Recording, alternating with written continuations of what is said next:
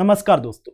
Dalai Lama the spiritual leader of Tibet 1959 में Chinese invasion of Tibet के बाद वो इंडिया भाग आए थे। The then prime minister of India Jawaharlal Nehru उन्हें शरण दिया था। हिमाचल प्रदेश का धर्मशाला में प्रिसेसली मकलियोडगंज में बैठकर वो तिब्बतन गवर्नमेंट इन एग्जिल चला रहे हैं। अभी तक गवर्नमेंट ऑफ इंडिया की तरफ से दलाई लामा को और तिब्बतन गवर्नमेंट इन एग्जिल को अभी तक मैक्सिमम सपोर्ट मिला है, जिसकी वजह से हमें हमेशा चाइनीज गवर्नमेंट की तरफ से क्रिटिसिज्म फेस करने को मिला है। चाइना के हिसाब से तिब्बतन गवर्नमेंट इन एग्जिल एक लेजिटिमेट गवर्नमेंट नहीं है। इंडिया को उन्हें सपोर्ट नहीं देना चाहिए। रिसेंटली दलाई लामा एक बहुत बड़ी कंट्रोवर्सी में फंसा। हुआ क्या था दोस्तों, धर्मशाला में एक इवेंट चल रहा था। उस इवेंट के दौरान एक छोटा बच्चा दलाई लामा के पास आए आशीर्वाद लेने के लिए। दलाई लामा ने उस बच्चे को किस किया।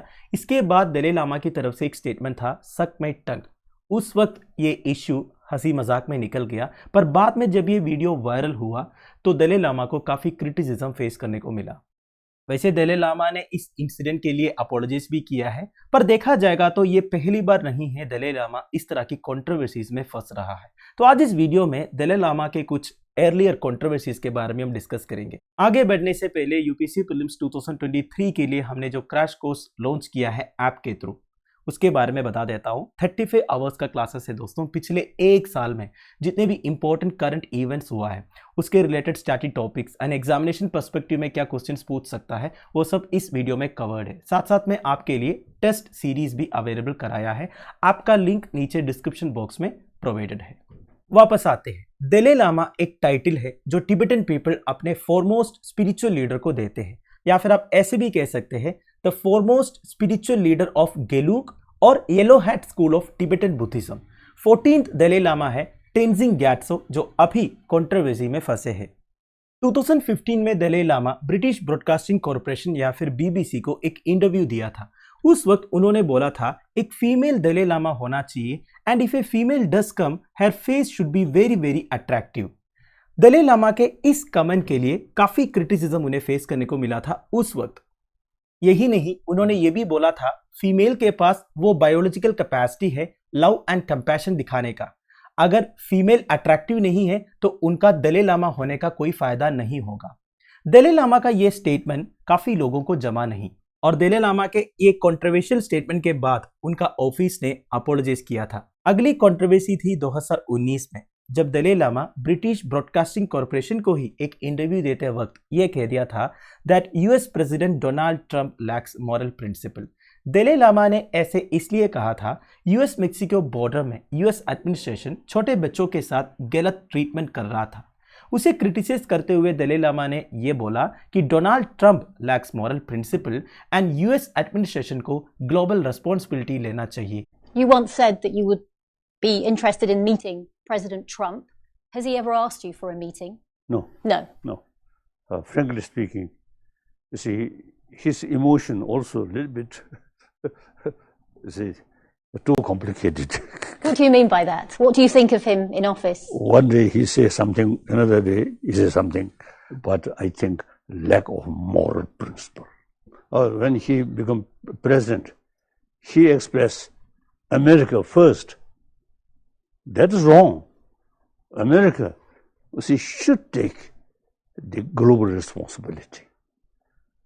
अब ओबीसी बात है दोस्तों। US president Donald Trump the most powerful person at that time, उन्हें अगर आप क्रिटिसाइज करोगे ये स्टेटमेंट तो कंट्रोवर्शियल होना ही था। इसके अलावा उन्होंने यूरोप में जो इमिग्रेशन हो रहा है उसके बारे में भी कुछ कहा था। उन्होंने ये कहा था कि लिमिटेड नंबर ऑफ रिफ्यूजीज को ही अलो करना चाहिए European countries. Tenzin Gyatso the 14th Dalai Lama of Tibet, जो खुद एक रिफ्यूजी है, वो रिफ्यूजीज के बारे में ऐसा कहा था, और Europe belongs to Europe only not for refugees, ये दलाई लामा का स्टेटमेंट था। और यही नहीं दोस्तों, सबसे बड़ी कंट्रोवर्सी तो तब उठी जब 2018 में 14th दलाई लामा तेंजिंग ग्यात्सो ने जवाहरलाल नेहरू जी के खिलाफ में कुछ बोला।